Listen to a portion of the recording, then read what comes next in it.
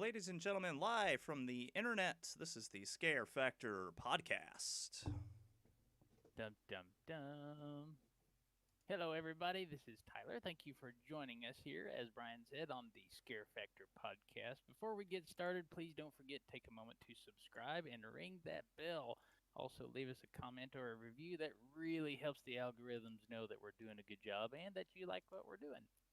If this is your first time joining in with us, if you don't know already, we are the Scream teams for the Scare Factor, or some of them. And Nora and I are the owners of the Scare Factor. We're joined by Brian. He's our New York team. Everybody say hi, Brian. Hi, Brian. Hi, Brian. So, let's see. Our goal here with the podcast is to help haunt goers have basically the best experience possible when visiting haunted houses every year. And we do that by sharing our experiences and knowledge with the customers and haunters alike, hoping that the hunters can learn a thing or two from our experience trying to figure out how to go to haunted houses, have the best time, and then because we're reviewers and we're used to being so analytical with stuff, maybe the hunters can kind of pick up on some things that we've noticed tend to do, create a better show.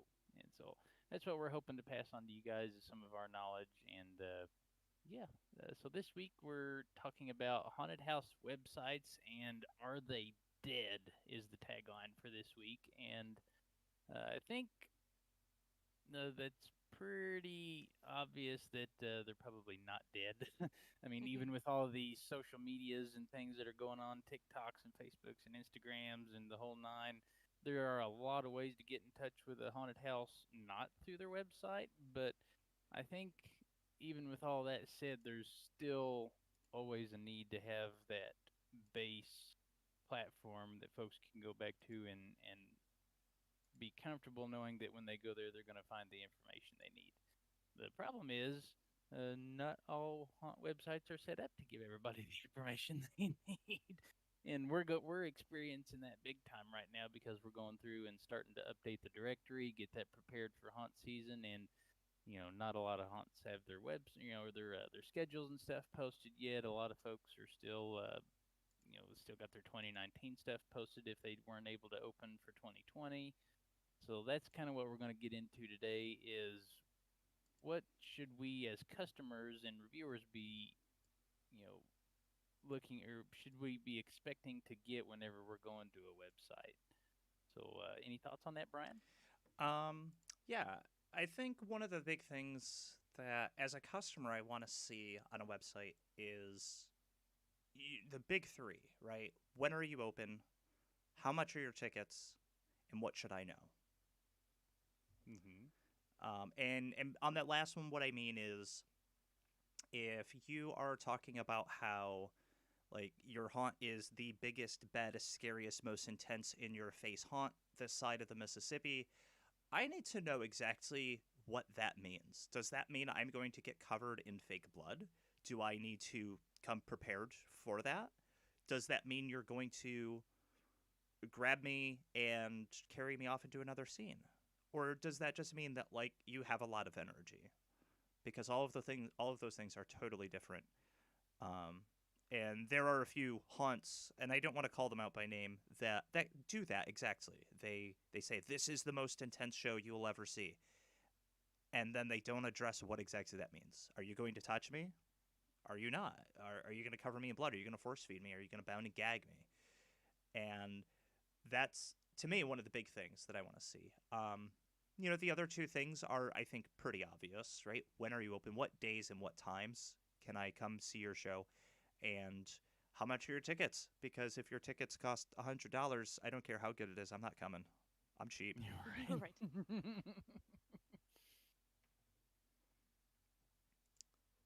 Um, so back to you. Oh, okay. So yeah, we definitely. That's what we're running into. Like I said, what we're running into right now is trying to get the directory updated. We're looking for any information we can that's telling us, number one, are you going to be open this year? These haunted houses, and if so, what days are they going to be open? Because us as reviewers, anyway, and I'm sure some of the hardcore customers are feeling the same way. They're probably looking for what days they need to take off during Halloween season, all that kind of thing. We really need those schedules to be posted like ASAP. Now, most haunts are pretty good about getting those going by, mid to late summer, talking about July and into August. You're starting to see some schedules pop up. But for the most part, I mean, most of them are pretty blank this time of year. It's not very often that we see schedules posted this early in the season, and it's a real shame for us because when we're doing the directory, we may not be able to make another Hmm. pass through your state and get that stuff updated for this year. And on this same topic, our haunt website's dead. So as we go through the directory, we've got over 2,500 haunted houses that we're updating, and we're looking for websites for each of those. And you would be surprised at how many of them have not updated their information for the last year or even the last 5 years. But you go back to their Facebook page and they post like pictures of customers going through, and hey, we're doing 50% off night tonight. But their website says 2017. Yeah, So some of them are dead and they should not be dead. right. And unfortunately, that does happen with some more popular haunts too. Hmm. I again don't want to name names, but there's one or two popular ones in this area, and their schedule still shows 2016, and I Hmm. I have Holy so many cow. questions. Right. I mean, at that point, you're making it kind of difficult for your customers to buy tickets from you because they don't think you're open.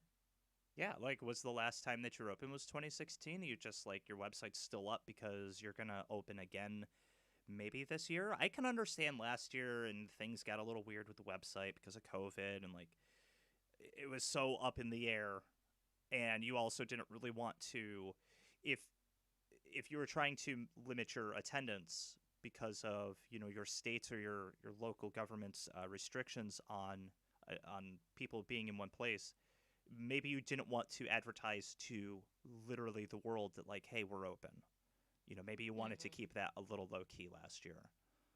But I think in a normal non-COVID year, I should not be seeing a schedule from 5 years ago. I want to see, even if it's the same, just update it with this year so that like I feel better about like, oh, okay, you're open this year. Yeah, you want to know that they're actually paying attention and something hasn't drastically changed. Like we see that a lot too with a lot of the websites that we update. It'll just say open every Friday and Saturday night in October. Cool, but it's usually still nice for us to see 2020 schedule at the top or 2021 schedule up at the top. That way we know that you've at least paid attention to that page and it's still relevant for this year. Hmm. Yeah, that's very true. It's little things, and it takes all of what maybe a minute to go in and change the year on that page from your directory and say like, oh yeah, no, we're open this year. See, 2021. What did that take, a Yeah, Mm-hmm. minute? and I understand some haunts don't have control over their website and they cannot get in there to update that information. But if you do have a website and you can't get it updated, you might want to look at some other options. And there are free websites. Wix is one of them. I'm sure there's some others, but GoDaddy's got some options, yeah. hmm. And a lot of these things are really just drag and drop. There's YouTube videos out there all over the place that can help you get you started. And it literally, like I said, it can take a maximum of 2 to 5 minutes to log in, find the page you need, change the dates to what's relevant for this year. But customers are really looking to get that information as soon as possible. And a lot of those website managers now are very visual, so it shows you your website, and you can just click on the field that you want to edit, and it takes you to the appropriate section of the code, and then Absolutely. you can see like, oh yeah, that's where it says 2019. Let me update that to 2020. Hmm. Yeah, and that goes along with what are websites' roles before and during season. So, as Brian said, before season, you might want to go in and update that from 2020 to 2021. If you're not running a drive-through haunt this year because it's not, you no longer have to follow those COVID regulations, please take that drive-through information off of your website so people don't get confused and think, oh, they're still going to have the drive-through this year. Because if you're not, we don't really need to see that. unless, of course, you want to say it might be coming back in the future and put it on a different page. So before haunt season, you want to build anticipation, provide that schedule, and you might want to throw some teasers in there. Probably not too many, like before July. As we all know, haunt goers, like your true haunt goers, will look all the time, but your majority of the crowd is going to look more so in October, September, August. So throw some teasers in there, but not over the top. And just make sure that information that you have on there, wipe your slate clean if you need to, take all the old information off. Maybe go through and update your FAQs because maybe you don't take Amex cards anymore or whatever the terms may be. Maybe now you're handicap accessible and you weren't last year, so go ahead and add that information in there. During season, that's when you definitely need that schedule out there because as we've mentioned already, some do not do that at all. You want to make sure that buying tickets, if you offer them online, is one of the easiest things for your customers to find. So we really recommend putting that on your homepage with your schedule if you can. So then that way people are going to go there, they're going to click on that page, they're going to want to know what times and dates are open, and they're going to want to be able to buy tickets at that spot. That is also a good time to throw the real teasers in there. So maybe even some customer walkthroughs that were from the week prior. You can do character, like releasing new characters, like, oh, we have this new black and white clown this year, and he likes to take children's souls, and whatever it may be, maybe throw a couple of those out there so people are like getting some anticipation going because that's how you get people to buy tickets to your show. You make them feel like they want to go, and you need to show them things that they're like, oh, I think it's going to be awesome, or I want to do this. So that is what we recommend doing during season. You guys have anything else to add to that? Yeah, I Um, just want to piggyback on and agree that, and I understand that a lot of haunts, like especially this time of year, at least most of them around us anyway, they're already getting started building or they've already been started building for quite a while. So I get that they're probably really busy and updating their website is probably not on their mind right now. But having this, once you've got your website, all lined out and ironed out for the year, and you've got at least this basic info on there that can, you know, once it's in there and updated, that's doing the work for you as the haunt owner automatically in the background. Once it's there, it doesn't matter if it's me or Nora that hop on there trying to update the directory, or if it's your fans looking for the, see if you're doing any halfway to Halloween events or any off-season events. Having that in place, you know, as early as possible allows that website to be working in the background for you while you're, you know, working on the rest of your haunt leading up to the season. So, yeah, the only other thing I wanted to add to that is during the haunt season, if you have an active social media presence, getting people who are visiting your website to your socials is probably in your best interest, right? Because like that's what's going to help your brand grow is that social media interaction and that audience. The haunted house I used to work at, Frightmare Farms in Palermo, New York, it was not uncommon for one of the Q actors who happened to be the person who would train new actors, and he was in charge of like training actors and stuff. His real name is Sam. His character's name is Xavier, but it was not uncommon for him in character to go live on Facebook on the Hunt's Facebook page, and tell people like, "Hey, get out here. We're doing stuff tonight.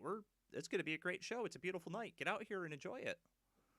And like, having some link to your socials on the website would not be an awful thing, especially during the season if you're doing that. yeah, nowadays it's super easy to add a Facebook, like a news feed plugin onto your website, and that's just another way that Google can help you, connect you and your socials together. Having that embedded into your homepage or on a specific social media page, what have you. But yeah, if somebody is on your website and happens to not like your Facebook page yet or your Instagram, wherever you're posting these videos, that's a great place for them to get introduced to that other way to interact with you. Right, because chances are if they found your website, they got it through Googling haunted houses near me, and they were like, "Oh, this one, sure, I've heard about this one," and then they click on it. getting them to all of your branded stuff, definitely in the best interest of, I would say, most haunts. Not always. I can think of a few exceptions to that, but usually. Right. So like on the topic of that, talking about like social media and that sort of thing, what should a haunt website have? I think there's definitely a few things that we look for as reviewers, especially because the quality of the website and the online presence is kind of one of the things that we look at, because customers need a way to find pertinent information before they arrive. Well, you And want your site to accurately represent your brand and what you're selling to people. exactly, You know. it's great if your haunt name is in the URL. Of course, you want your brand and your logos uh, plastered onto the front page, and ideally on every page, so that there's that consistency between social and website if we're trying to connect the dots there. Number one, absolutely number one, is the schedule. We can't show up to your haunt and pay for a ticket, or even if we buy one online, we can't go to your show if we don't know what days you're open, what hours you're open. Are you opening for any off-season events? We got to know those. I would say that one's probably tied with location, Uh-huh. honestly. I would say your dates and location are probably just as Dates important and as each location, other. yeah. Yeah, even if we know what day you're open, we got to know how to get there too. So we got to know your address. It's pretty easy to plug in a Google Maps, snapshot, and get directions from that on most smart devices. In, Nowadays, it's more and more important to be mobile friendly, because we have a website. We know that it's very important for folks to be able to navigate your website on a phone. If it's designed for PC only, that may not make for a very good experience, and I might not be able to buy a ticket if I can't figure out how to get there from my phone if it's not designed right. Yeah, a lot of haunts are still ran on Flash sites, so that doesn't load very well on mobile at all. Yes, and Yeah, in I think case Google's anybody's actually missed the phasing that memo, out. in case anybody has missed the memo, Adobe stopped supporting Flash. Yeah, What was it, January of this year, or was it December of last year? It was fairly it wasn't very recent. long ago. It was Yeah, fairly recent, beginning of this year, end of last year. It's no longer supported, so BT Dubs, if you're running a site on Flash, update it. Please and thanks. HTML5 is so much better. I right. use a potato for a computer. Like literally, it's a cable monitor. It's a monitor cable jammed into a potato, and like that's like, you remember that experiment you did in third grade where you like powered a light bulb with a potato? Like I've just taken that to the extreme. Hmm. I stuck an 802.11 network adapter in it, and like here we are. Right. Welcome to the podcast. Yeah. So, in addition to that other stuff, we also need to know, like, especially more so on the reviewer side and the avid customer side that really wants to know what to expect. Like Brian was talking about, we got to know what to expect when we get there. What kind of show are we looking at? Is it indoors? Is it outdoors? Do I need to wear my muck boots, or am I going to be fine wearing flip flops? Because that's what everybody wears to a haunted house, right? We wear flip flops and we run through, and we run out of our own shoot. No, I'm just kidding. But I don't know what you're talking about. I Don't go wear flip barefoot. flops to any haunt, even though we see everybody doing it. I go right. barefoot. I don't know what you're talking about. Well, that eliminates the being able to lose a shoe. You got Yeah. us on that one, Yeah, Brian. Like yeah, I don't Brian. have Brian doesn't shoes want to to leave lose anything in a behind. puddle of mud. Like it's Mhm. I'm never going to lose anything because I never had anything to lose in the first place. Mhm. I mean, you might lose a toenail. No, it's fine. I pulled those off myself before I left the house. I had to really get in the mood. Oh, there you go. Oh my goodness. So yeah, tell us what we're gonna get into when we get there. Are you a touch haunt? Are you not a touch haunt? Are you an extreme show? If so, why? Justify why you're an extreme show to us. Give us some examples, maybe some teasers, like Nora was talking about. I have one. If you're the best haunted house, you should also tell us why you are that. Because Yeah, we what? see that a Uh lot. huh. We are the number one haunted house, and a lot of times they will use our accolades to, say, hey, we were rated by the scare factor. But give some customers a reason why you think that. Like, don't just say it. And if you don't know why, because some may not, explain why you're different. Explain something that you present to your customers that you just feel like is your jam, it's your niche, your thing you're doing, and maybe you'd be surprised at how many people just like having that information over you're rated number one in the United States. You never Yeah. know. And sometimes people just want the I guess the idea of a safety net of like, wow, this has been reviewed by so many sources and it's been number one. Take Netherworld, excuse me, Hmm. for example. On their website, you have all these things like all the news websites that talked about them, or all the news, agencies that have mentioned them when talking about haunted houses. Hey, we've been mentioned on MSNBC and Fox News and ABC and CNN and this and that and the other and all these places where they've been mentioned. People Hmm. like that. It makes them seem like they really are the most popular. And I don't disagree with that. They are easily one of the most popular, but Right. like they're putting it Yeah. out there. They're telling you, hey, we're popular. People are talking about us. Hmm. And all of this stuff doesn't need to be on your homepage. We're not trying to tell you how to build a haunt website. We're just trying to tell you this is the information that your customers need to be able to see because we are your customers and we see so many things that are missing. So like all of these things like are you touch or no touch?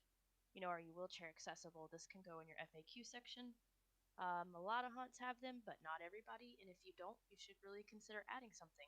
It might save you several phone calls of the night because we know customers call and go, "Hey, are you going to touch us?" So if you have that there, it might get a little less phone calls in there.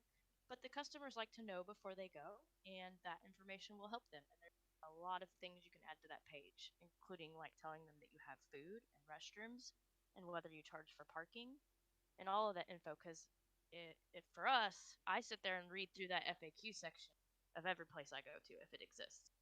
I want to know everything I can know because for one, it excites me to read about this information because I'm weird like that. But for two, I just know where I'm going. Like when you go to Walmart, everybody's gone to Walmart and they know what to expect in there. There's stuff for sale and the prices are going to be there, and there's that. But if you're going to go to a new supermarket that came to town and nobody's heard anything about it, you're probably going to do a little bit of research on it, or you're going to ask somebody, "Hey, have you been there yet?" So give them as much information on that FAQ section as you can. Yeah, Absolutely. especially the important things, or the top things, I guess, that everybody's going to ask, right? Where do I park? Are you How much scared? does it cost to park? Can I get food? Can I take a dump while I'm on site? Like, if I shit my pants, like, what can you do Portable about that? restrooms is a big one. Knowing whether or not there's some kind of restroom facility is a big one, especially for the ladies.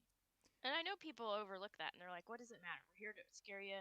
But it's like, well, a lot of people are driving an hour to 2 hours to you, and depending on your located, we might want to know if we need to stop at the most local gas station to go to the restroom because I don't want to pee myself in there if I can avoid it. Yeah, I mean, if I can help it, and like, not only that, but like, as I think as most taunt owners, if they haven't already figured this out, because they haven't reached this point in their life yet, they will eventually.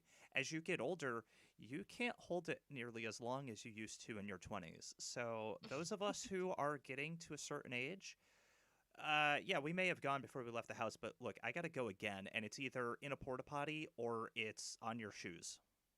Take your pick. Mm, yeah, and if you don't have restrooms at all, that's another topic. But you're probably going to have people pulling their pants down in front of other vehicles and everything else. That probably happens anyway, but still, And yeah, you know. we'd like to avoid that if it's possible. It's something else some haunts forget too. Sometimes is temporary closings. Like if your whether or not you're open is dependent on the weather. Let us know if you're going to be closed on a night. I mean, most folks can probably put two and two together, but you know, And that's what that phone number on the a lot of main folks page can't. would be good for, so they can call and say, "Hey, are you Yes. guys open?" I mean, but I will tell you, I feel like customers are so good at finding the phone number over everything else because they just find it and call you and ask you. Right. I mean, it could be in neon letters on the front page, and people are still going to call and ask you about it. Um, Hmm. which, yeah, trust. Absolutely. Hey, I've done it because like I don't trust what's on your website because I found something else that was a glaring, something you missed, and it was just like this glaring thing that like, well, your website still says 2018, it's 2021 now, so I need Hmm. this information and I need it from the horse's mouth. You can no longer trust what's on there. Yep. Right. Right. Well, and not only And that, you were talking about with the weather. You mhm. would think that, oh, well, if it's an outdoor attraction, if it's pouring rain, maybe that's not going to be open. Well, let me tell you something. Some of them are. Yes, So they are. And I I always guarantee need to know. somebody, I yeah, always need to know, are you open or not? I guarantee somebody has showed up to a hayride or a cornfield in the pouring rain and expecting to walk through. Or Uh, vice versa. the again, the haunt that I worked at, Frightmare Farms, I can recall at least one time where there was pouring rain and the trail was still open, and that trail is 99% outdoors. There's one or two little scenes that Mhm. are covered, but yeah, it's all outside. Mhm. We've seen And some of those too. They'd say if you're a customer and you're brave enough to come out in this stuff, then we'll be out here ready to scare you. So okay, Mhm. but we got to know that before we go. Yeah. that's it. Don't make And me is drive there an having hour it in the on the web. rain and get stuck in the mud, only to find out, like, sorry, folks, park's closed. Moose out front. Should have told you. Right. And is having that stuff on the website going to deter everybody? No, but it's probably going to help. Right. Yeah, it's going to There's cut down always on the going to number of be. phone calls that you get and the number of messages you get on Facebook, and Mhm. it's going to And help. when you put an address on there, because a lot of haunts do this, and then they have the little Google Map snippet there on the screen as well. Um, make sure that that dot is going to your attraction, Oh God, yeah. because as a directory we have um, latitude and longitude that we put in instead of a zip code, so it works with Google Maps. And we will put the lat and long for their zip code and their exact address in there, and it will take you somewhere 4 blocks away, or sometimes even like multiple roads away. And so if I were to pull that up in my Google Maps directly from this haunt's website, it will take me to nowhere. Like it's so weird how Google works that way, but and you would just assume, oh, if I put my address in there, it'd be fine. But that's not always the case. So always double check where it's taking your customers, because you don't want to accidentally throw them out in the middle of nowhere and they get upset and decide not to come looking. It's something you can that haunts can do too as part of their web presence. Is once they're getting their website all up to date and all that stuff, Google gives you a free uh, Google My Business account that you can get onto, and you can update your location in Maps for free. You can add all of your information and hours on there as well. And if by chance they happen to find you on Google before they get to your native homepage, then they'll get some information there as well. Yeah. 100% free. Now, I know earlier we were talking about how we had gathered some examples of both. Mm-hmm. They were all examples of good haunt websites, but I think each one of them showcased something just really well. Nora, I think you've got all those links if you wanted to start talking Yes, about I do. those. So we will start first with, we were looking for a haunted house website that had all the information readily accessible from looking at it, like it was clear where we needed to go. It was also mobile friendly and not overcrowded with things, but also more simple. So this website, of course, we can't show it to you, but it is demonacres.com. So www.demonacres.com. And on their homepage, they're like, "Welcome to Demon Acres," and they tell you, a little bit about exactly what's going on, what was new for last year, because at this time it is May, so these haunted houses haven't, some of them have, but most of them haven't updated for 2020. And without even scrolling on this homepage, I can click to get tickets. So that is a plus in our book, because, like we were saying earlier, you want that to be one of the easiest things for your customers to do. Now, currently, if you click on that, there are no upcoming dates, but if once they update this year, you'll be able to click on this page and you'll be able to see exactly what dates and times you can attend these attractions and purchase tickets from them. So aside from that, they advertise what their attractions are on their homepage, because that is how they are selling their haunted house. They want you to know that they have multiple attractions there and what they are and what you might like about them as a customer. Because all customers are looking for something different. So as haunt goers, we want you to give us a little bit about what's in there without, fully giving it away. And then, of course, at the top here, they have their home, haunts, tickets, picks, about, an FAQ, contact, and sponsors. So on mobile, you kind of have those choices. It's easy to find and navigate to get to those places because sometimes you have to navigate through an entire homepage to find these things. And when people are in the car racing to get to another haunted house before it closes, and if it's yours and they can't find your information before you close, they can't get there. So, because like us, we always try to jam in an extra haunt. So, we really thought this website was a good example. And if you're looking at it or able to pull it up in the top right corner, they've got their exact address, they've got their phone number, so you know exactly how to get there, how to buy tickets, what you're buying tickets to, and that's really what you need to know. And then they have that about and FAQ section, so that way, if you need to know a little bit more that didn't need to be on the homepage, like do you offer concessions, and do you serve alcohol, and can I come to your attraction in a costume, and things like that, they have a full section for that. So it's not over the top designed, it's not flashy, it doesn't have a lot of gaudy things on it because, like I said, we've seen 2,500 websites or more. And I'm sure the web developers listening to this could be like, yeah, we know exactly what you're talking about. Too flashy is too much. It catches the eye a different wrong way. It's distracting. It takes people off. They forget what they're doing. And music was something we were talking about earlier. If you have music on your website because you kind of want to like try to get customers into the feeling of going to a haunted house as they're looking at your site, please make it to where we can easily turn it off. Because if we don't want to listen to metal music jamming out when we're trying to read something, at least make it to where we turn it off, because if we can't, you're going to lose some customers because they're going to get off your site just because they don't want to listen to it. Even if it's spooky music or anything like that, as soon as I pull up a haunt website and if it starts playing music, first thing I look for is the pause button or how in the heck to shut it off, or I'll just mute my speakers or something because I don't have that many squirrels. I can't focus on music and what I'm looking for in the website as well, and I just turn it off. I can't do it. Mm-hmm. So then the second example that we sought out today is www.hellsgate.com. And you've heard us talk about Hellsgate before. And the reason that we chose Hellsgate Haunted House for a good example of how to build a haunted house website is because it has all of the pertinent information that Demon Acres had as well, although their site is it's more interactive. So we're not saying one site is like better than the other. It's good examples of two different ways you could do this. So for Hell's Gate's website, the first thing that you see is obviously a big explanation of why they weren't open last year due to COVID. So that was the first thing that customers saw last year was, oh, they're not open this year. That's why there's no calendar down here. So they knew exactly that this haunt wasn't going to be open, but to look for them this season because they will be open in 2021. Below that, they have some information. One of their big things out there is find the key, your ticket is free. So they want to make sure they know that their customers know this before they go because it's one of those things that makes people go, huh?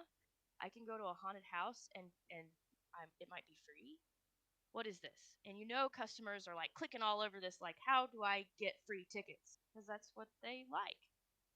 And then we've got some YouTube videos of things, about Hell's Gate origin stories. And then we also have like things that Zombie Army, who puts on Hell's Gate, does off season. So some cool information on this homepage.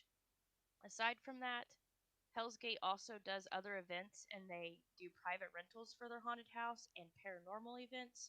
So if you scroll through their top section, their menu, or scroll through it on mobile, you can see all of these other things that they do. And that's why we thought this site isn't 100% necessary for every website. You don't need to put all this information in here, but if you do have all of these facilitations that you can provide to your customers, you really want to highlight it on your website the best that you can. And they have done a very good job of that. So like even for their haunted house, you can like go to their media section, the gallery, and look through photos, and they've got some different things at the bottom, and like you can see real pictures inside the haunted house. These are the things we were saying you should do like right before or during season. If you scroll around and play with their history and the study on the about section, you'll find some interactive things that you can click on as a website visitor, and just kind of play with some things and learn what the characters are and why this is here. It's a very fun website to navigate. So we thought, since they have all their information, it's great. But one thing I want you to notice while you are on most pages of this website is there's always a buy tickets online now up in the top right hand corner. So if you are able to get your web designer to do that, just as soon as those customers realize I want to go to this haunted house, that needs to be right there so they can do that. Mm-hmm. And of course, there's a lot of examples we could use, and we could also share things of don't do this, but we didn't want to go that way. But the next thing we will highlight is things that we don't think are necessary for a haunt website or things that you shouldn't add. Gotcha. And this one that I'm going to start this off with comes from experience as reviewers. We have advertising on our website, and no names, but we had a haunt website, a haunt owner that went to Google, found some really awesome, badass pictures of a character, had them on their website, and then sent this character picture to us as their advertising banner.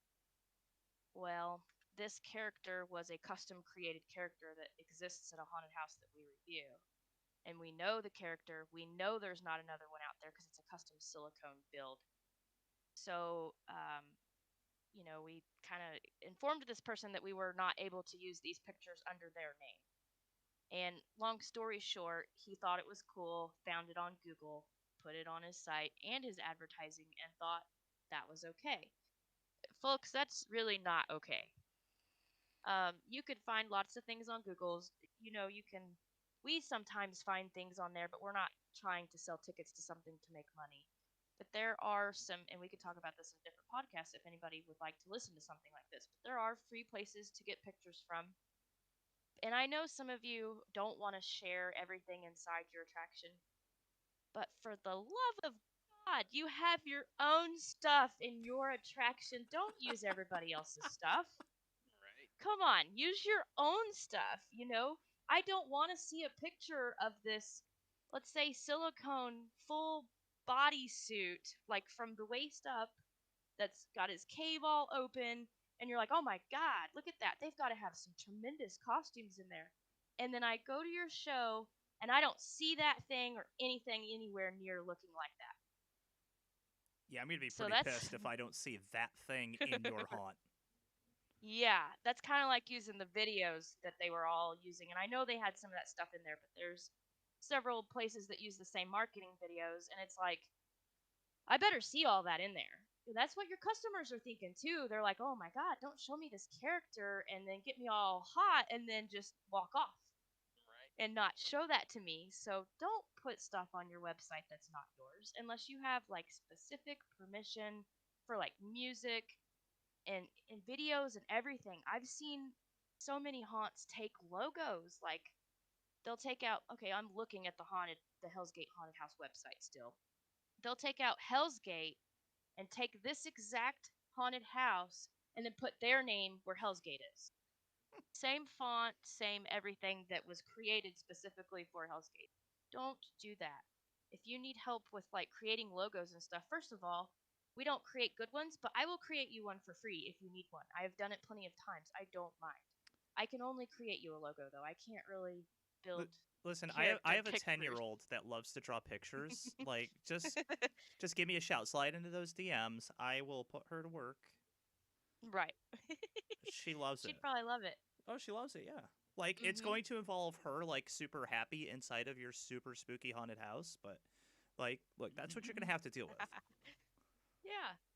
So, what are some other things that you guys think that the haunts should not have on their websites?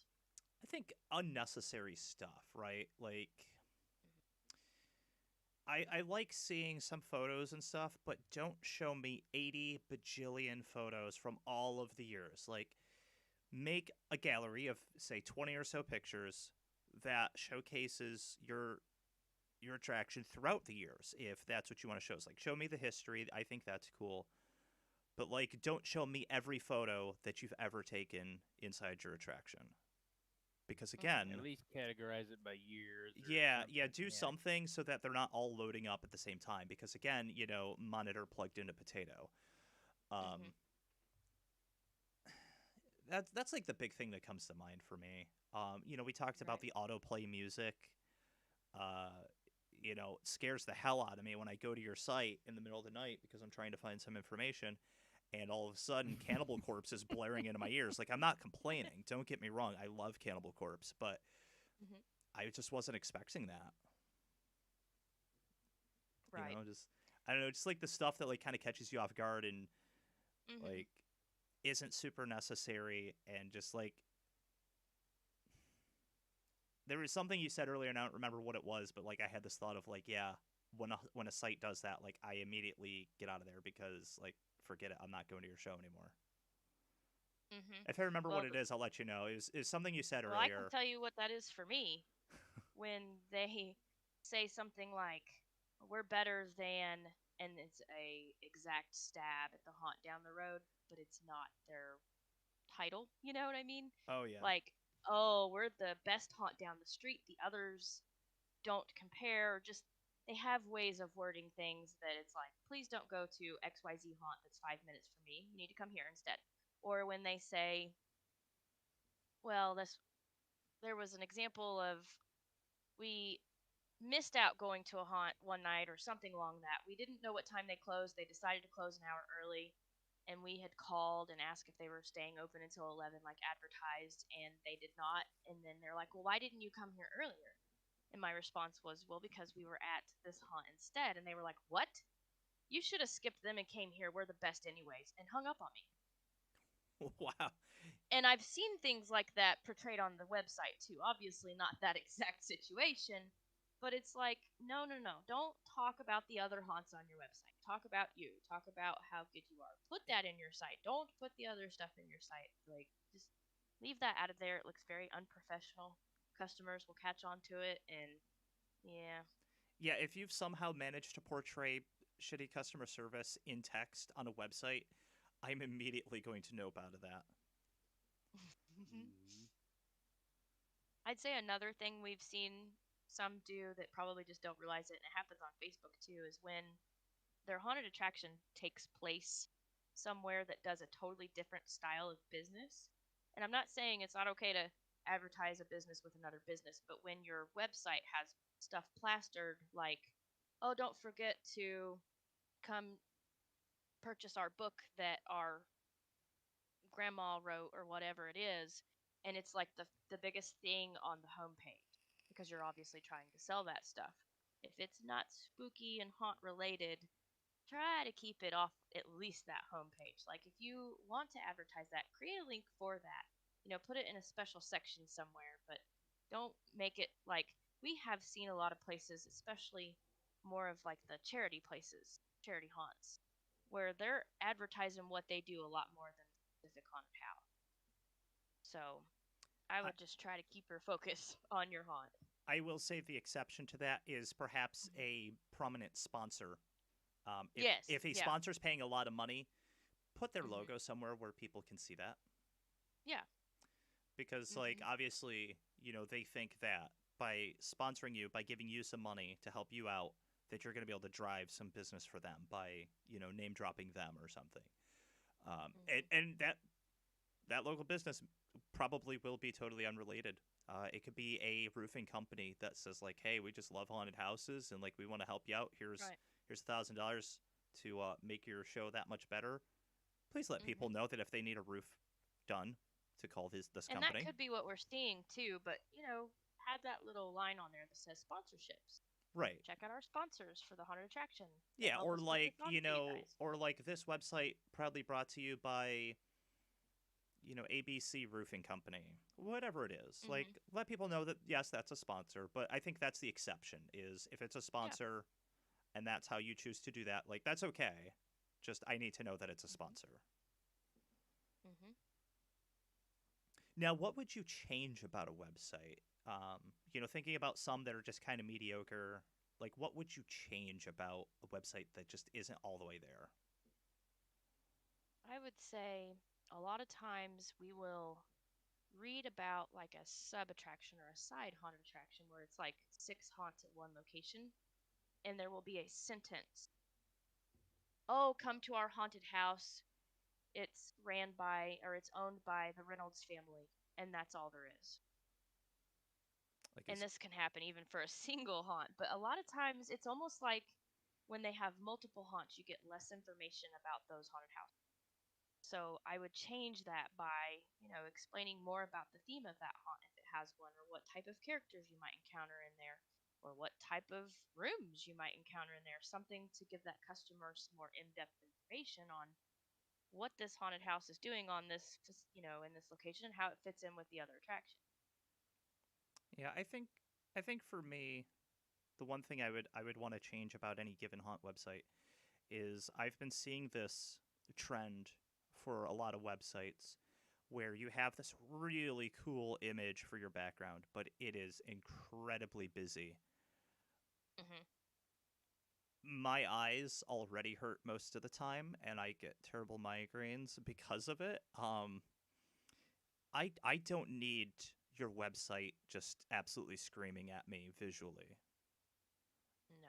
And like And I it don't takes need to Impossible to longer strain put to a my load. video in eyes. the background. Yeah, like I don't need to Hmm. strain my eyes to like be able to read uh your headline links. If I want to go buy tickets, like I don't want to strain my eyes to be like, is that tickets? I can't tell because of just the clash of colors here. And like, yeah, some of Hmm. these websites are super cool, but like they can also be super busy and then camouflage things where you would want people clicking on them.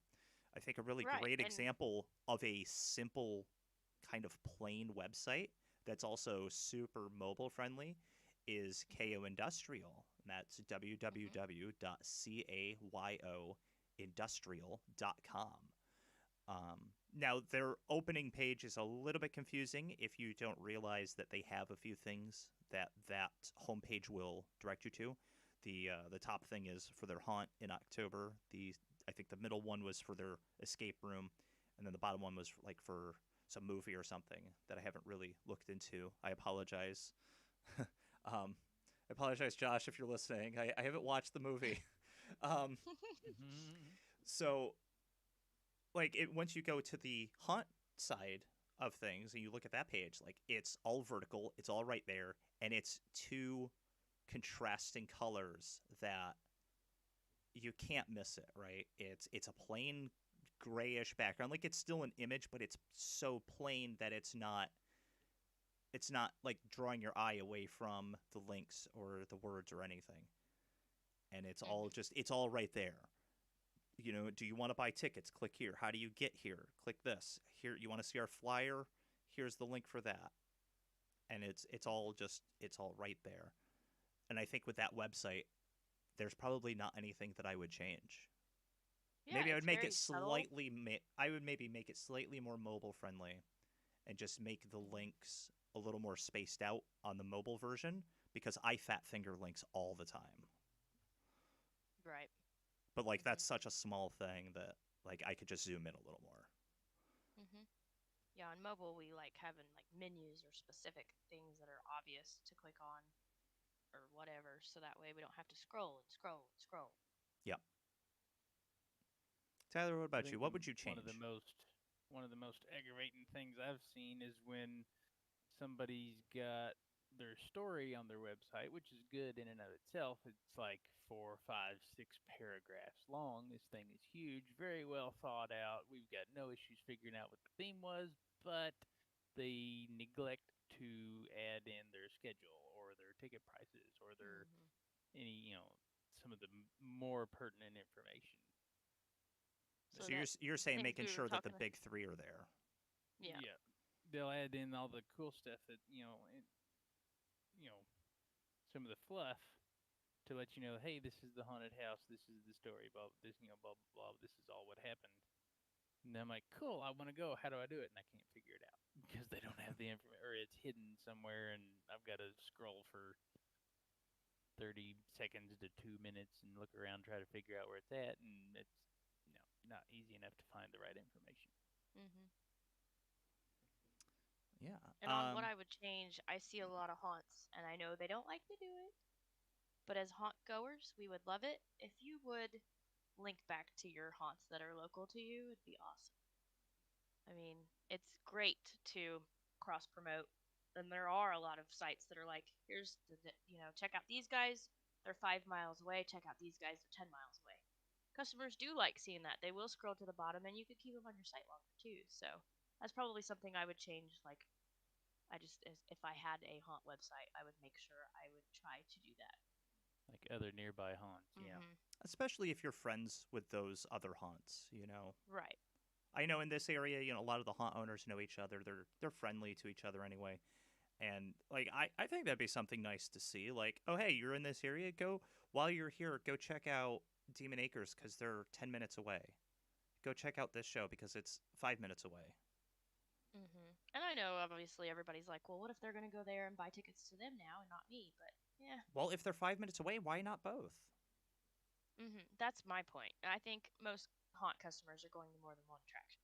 So I think most are, but you know, it's also like I've been in that situation where like I have to make a choice of like I can only go to one tonight just based on time or money or whatever it is, and you know, like I'm going to find out where all of those haunts are anyway because I had to Google it to get there in the first place. So like you're not doing yourself a disservice. If anything, like you're helping yourself and your friends out, you know, like hey, maybe the haunt down the road is more suited to that person's taste.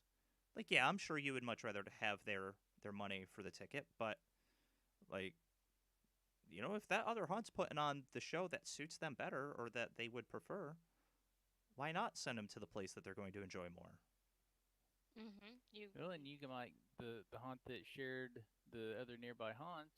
If the other ones aren't reciprocating, the one that's doing the sharing might end up getting a sale just because of that good karma there. You know. Yeah. That good sportsmanship, camaraderie, whatever word you want to use to describe it. Yeah, and even if it doesn't work out that way, then like all right, you can take that information off of your website just as fast as you put it up. Yeah. From a business standpoint, many won't do it, but from a haunt goer standpoint, from us, we like to see that. So. Yeah, I mean, I always start my search for places I'm going on thescarefactor.com. By the way, that's www.thescarefactor.com. Right. Sorry, I had to throw the plug in there, you know.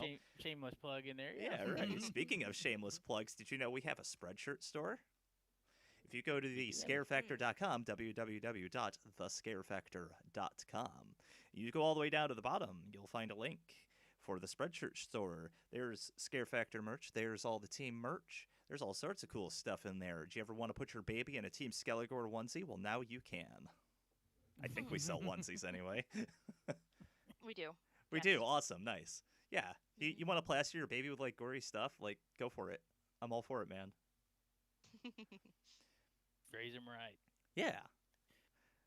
All right. Well, we're starting to approach the hour mark here. We'll go ahead and start wrapping things up. I want to thank everybody for sticking with us this long. I know this probably wasn't our most entertaining episode, but at least we hope to give you a little bit of knowledge on the importance of haunt websites and the role that they play in the customer's journey leading up to haunt season and even during haunt season. They are still very, very important, very relevant, super important to have that up to date all the time.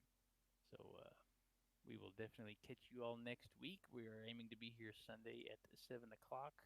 The topic, what is the topic for next week? I don't think TBD.